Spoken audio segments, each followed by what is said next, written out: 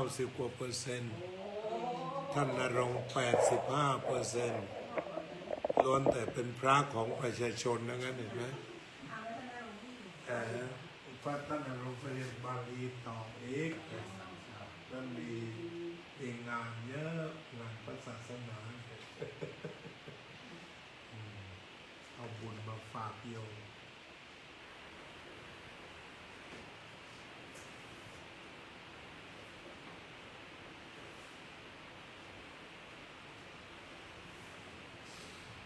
อะระหัง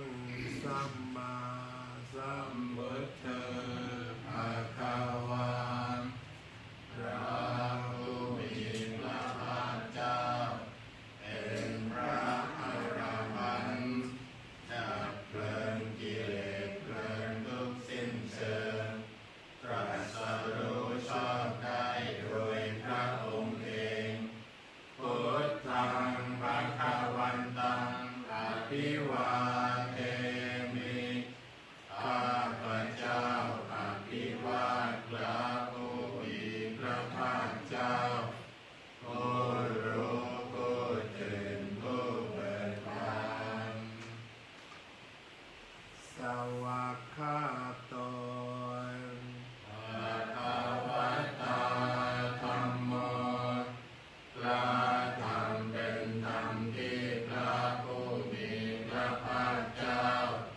ตรัสไว้ดีแล้วธัมมังนัมมัสสามิข้าพเจ้านมัสการพระธรรมสัพปฏิปันโนภะคะวะโตสาวกสังโฆพระ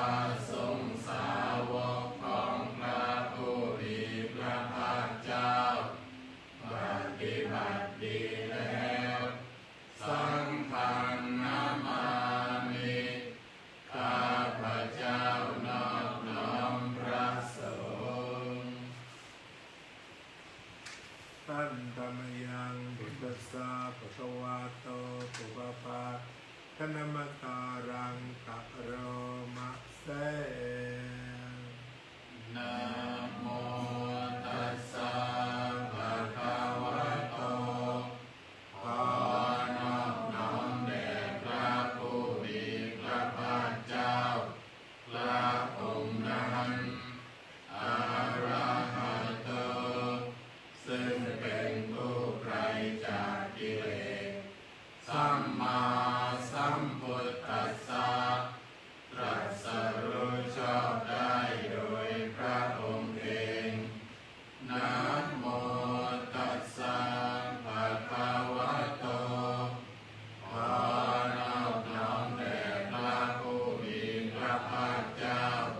พระองค์นั้นอะระหะโตซึ่งเป็นผู้ไกลจากกิเลสสัมมาสัมพุทธัสสะตรัสรู้ชอบได้โดยพระองค์เองนะโมตัสสะภะคะวะโตขอนอบน้อมแด่พระผู้มีพระภาคเจ้าพระองค์นั้นอะระหะโตซึ่งเป็นผู้ไกลจากกิเลสสัมมาสัมพุทธัสสะตรัสรู้ชอบได้โดยพระองค์เองท่านธรรมยังบุตตาปิตุติกโรมาเสยโย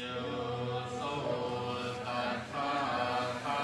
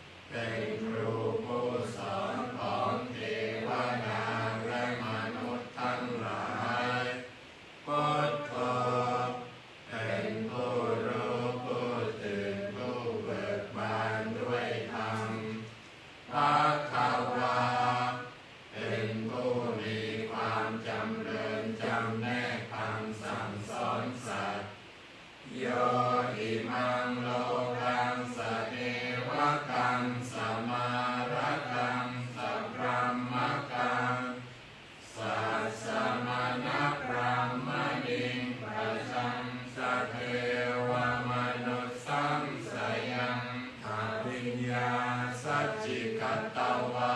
ภเวเทสิพระผู้มีพระภาคเจ้าพระองค์ใดได้ทรงทำความดับทุกข์ให้แจ้งด้วยพระปัญญาอันยิ่งเองแล้วทรงสอนโลกนี้พร้อมทั้งเทวดามารพรหมและหมู่สัตว์พร้อมทั้งสมณพราหมณ์พร้อมทั้งเทวดาและมนุษย์ให้รู้ตามโยธรรมังเทเสสิพระผู้มีพระภาคเจ้าพระองค์ใดทรงแสดงธรรมแล้วอาทิกัลยาณังไพเราะในเบื้องต้นมัชฌิกัลยาณังไพเราะในท่ามกลางปาริโยสาทกัลยาณังไพเราะในที่สุดสัพพังสัพพยัญชนะเกวลปริปุณังปริสุทธังพระมัจจริยังปกาเสสิทรงประกาศพรหมจรรย์คือแบบแห่งการปฏิบัติอันประเสริฐบริสุทธิ์บริบูรณ์สิ้นเชิงพร้อมทั้งอัตถะพร้อมทั้งพยัญชนะกาวังภควันตังอภิปูชยามิข้าพเจ้าบูชาอย่างยิ่งเฉพาะพระผู้มีพระภาคเจ้าพระองค์นั้นตามมังภควันตังศิรสานามามิข้าพเจ้านอบน้อมพระผู้มีพระภาคเจ้าพระองค์นั้นด้วยเสียงกล่าวทันทักมายังธรรมาพิตุติกโรมาเสงโยโสสวากขาโตภะคะวะตาธัมโมพระธรรมนั้นใดเป็นสิ่งที่พระผู้มีพระภาคเจ้า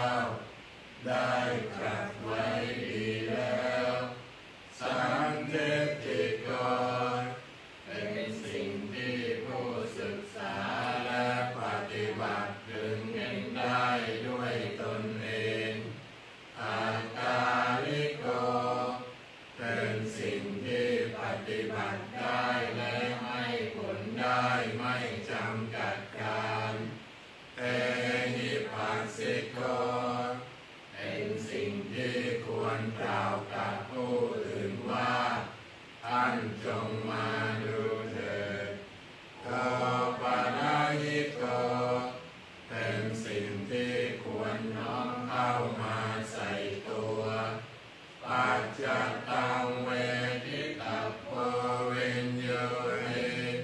เป็นสิ่งที่ผู้รู้ก็รู้ได้เฉพาะตน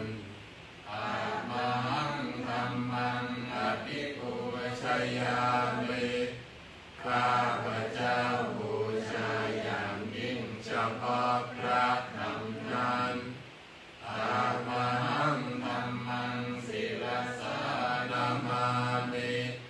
ข้าพเจ้านอบน้อมพระธรรมนั้นด้วยเสียงกล่าว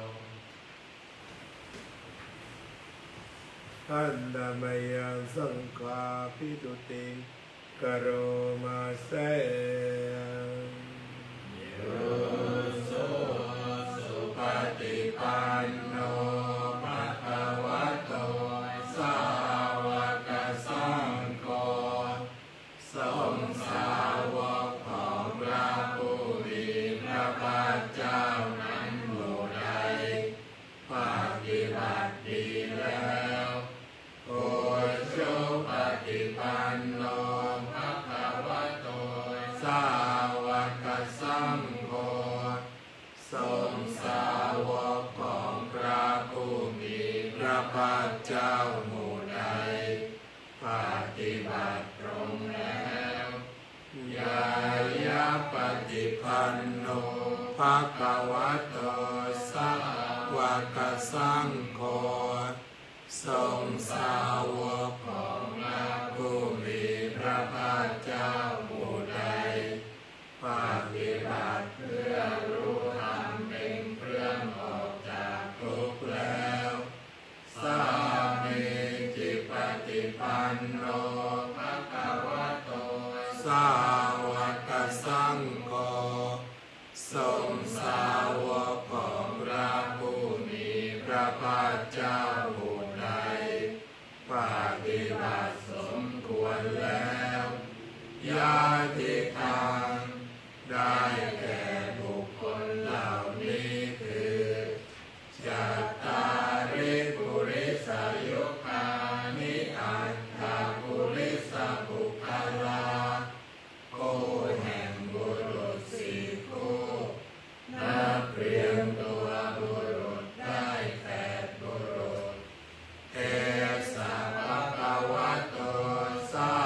วกสังโฆนั่นแหละทรงสาวกของพระผู้มีพระภาคเจ้าอา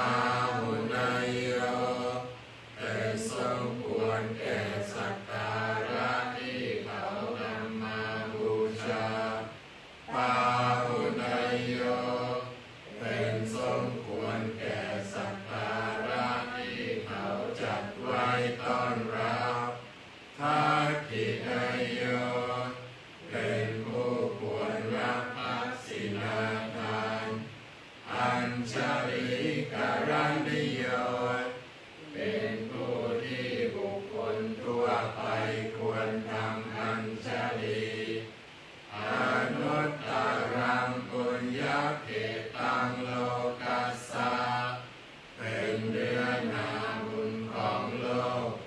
ไม่มีนาบุญอื่นยิ่งกว่าตัมมังสังฆังอภิปูชยามิข้าพเจ้าบูชาอย่างยิ่งเฉพาะพระสงฆ์หมู่นั้นตัมมังสังฆังศิรสารมามิข้าพเจ้านอบน้อมพระสงฆ์หมู่นั้นด้วยเสียงกล่าว เปิดไปหน้า36หน้า38พันธมยังสัพพะปฏิทานคาทะโยพนามะเส ปุญญสิทาลิกาตัสสะญาณัญญานิกาตานิเมเอสัญจาภาคิโนโหนตุสัตตานันตาปมาณกาสัตว์ทั้งหลายไม่มีที่สุดไม่มีประมาณจงมีส่วนแห่งบุญที่ข้าพเจ้าได้ทำในบัดนี้และแห่งบุญอื่นที่ได้ทำไว้ก่อนแล้วเยปิยาคุณวันตาจาไมหังมาตาปิตาทะโยเอทาเมจาปยาติทาวาอัญเยมัจจัตตะเวริโนคือจะเป็นสัตว์เหล่าใดซึ่งเป็นที่รักใคร่และมีบุญคุณเช่นมารดาบิดาของข้าพเจ้าเป็นต้นก็ดีที่ข้าพเจ้าเห็นแล้วหรือไม่ได้เห็นก็ดีสัตว์เหล่าอื่นที่เป็นกลางหรือเป็นผู้เวรกรรมก็ดีสัตตา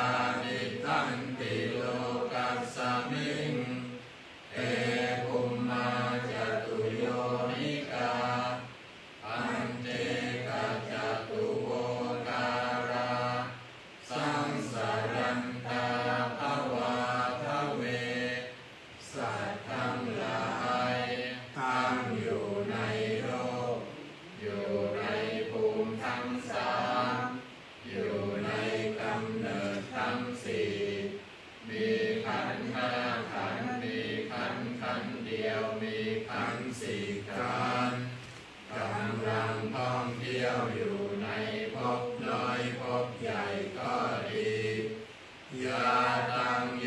ปฏิทานัมเมอนุโมทันตุเต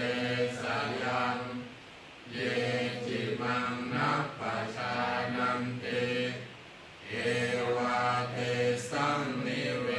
ทยุงสัตว์เหล่าใดรู้ส่วนบุญที่ข้าพเจ้าแผ่ให้แล้วสัตว์เหล่านั้นจงอนุโมทนาเองเถิดส่วนสัตว์เหล่าใดยังไม่รู้ส่วนบุญนี้ขอเทวดาทั้งหลายจงบอกสัตว์เหล่านั้นให้รู้มายาตินานาปุญญานังอนุโมทนาเอตุนาสัพเพสัตตาสัตตาโหนตุอาเวราสุขชีวิโนเอมัปปะทันจะปัปปนตุเอสาสาสิทธตังสุภาเพราะเหตุที่ได้อนุโมทนาส่วนบุญที่ข้าพเจ้าแผ่ให้แล้วสัตว์ทั้งหลายทั้งปวงจงเป็นผู้ไม่มีเวรอยู่เป็นสุขทุกเมื่อจนถึงบทอันเกษมกล่าวคือพระนิพพานความปรารถนาที่ดีงามของสัตว์เหล่านั้นจงสำเร็จเถิด อะระหังสัมมาสัมพุทโธ ภะคะวาพุทธังภะคะวันตังอภิวาเทมิ สวากขาโต ภะคะวะตาธัมโมธัมมังนัมมัสสามิ สัพปฏิปันโนภะ ภะ คะ คะวะโตสาวกสังโฆสังฆังนามามิ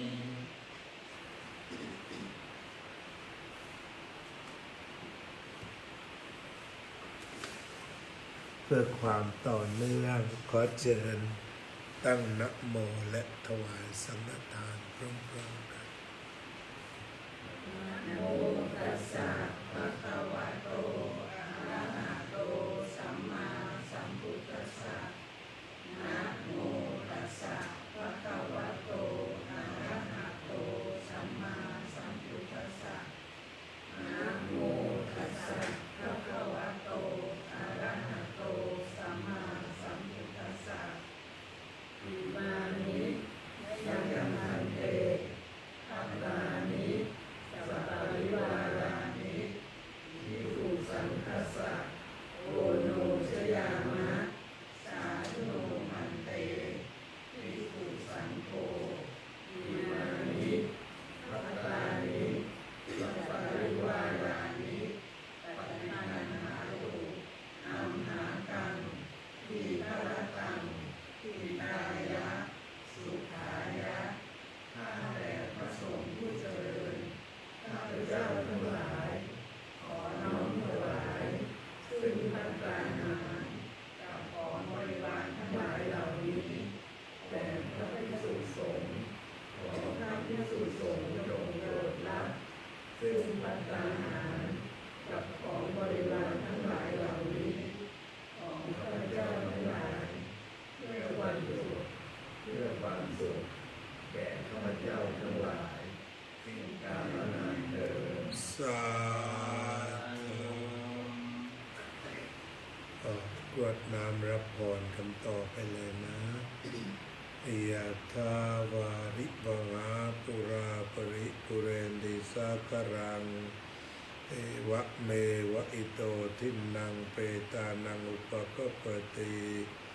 อิจิตังปฏิตังตุมหังยิปะเมวะสามิจจโต สัพเพ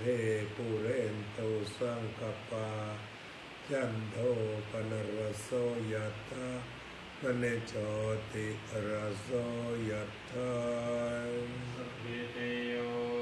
วิวัจจันตุสัพพะโรโควินาศตุมาเตภวัตวันตรายโยสุขีติขายุโกภวะอภิวันทนาสีเลสเนจังโวตตาปัจจายโนจัตตารโอธรรมาวัฏฏันติอายุวันโนสุขังภาลังชยสิทธิธนังลาภังโสติปัพพยังสุขังภาลังสิริอายุจวันจะปอคาวติจะยสวาสัตวัตจะอายุจะจิวเศรษฐิภวันตุเตภวตุสาพมังคลังรับตุสัพพะเทวตา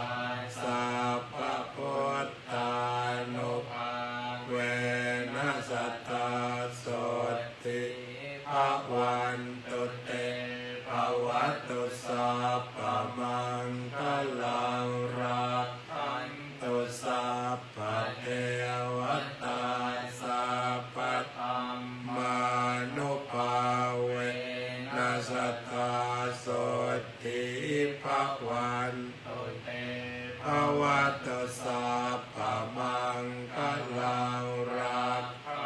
ตุสัพพะเทวตาสัพพะสังฆานุภาเวนัสสตตาโสติภวันตุเตปฏิสังขายโยนิโสภินนาปาตังปฏิเสวามิเดวตวายนามัทธายนามันตนายนาวิภูชนายยาวะเทวะอิมัสสกายสัทธิติยายาปนายาวิหิงสุปารติยาพระมัจจริยานุกังายาเอเตปุรานันจเวทนังปฏิหังคามินาวันจเวทนังนาอุปาเทสามิยาตราจะเมภวิสติอนวัชตาจะภาสุวิหารจติอนุโมทนาบุญทุกท่านเถิด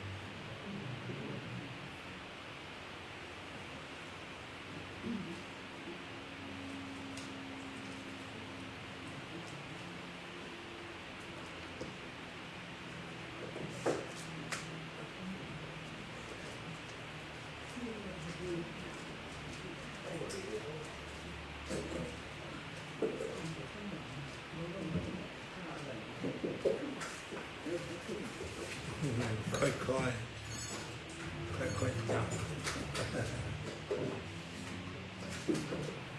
ค่อยๆจับแล้วก็ลุก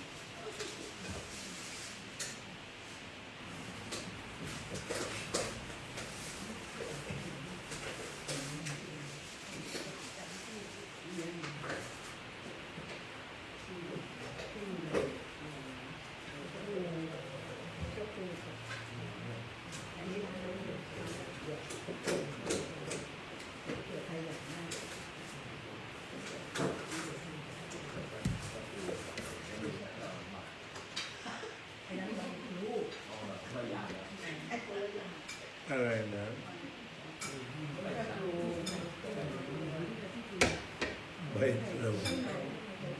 ชะของมัน หน้าตามันคล้ายกันเนี่ย ลายพลู คล้ายกันเนี่ยมันกินแทนกันได้ไหม ได้เลย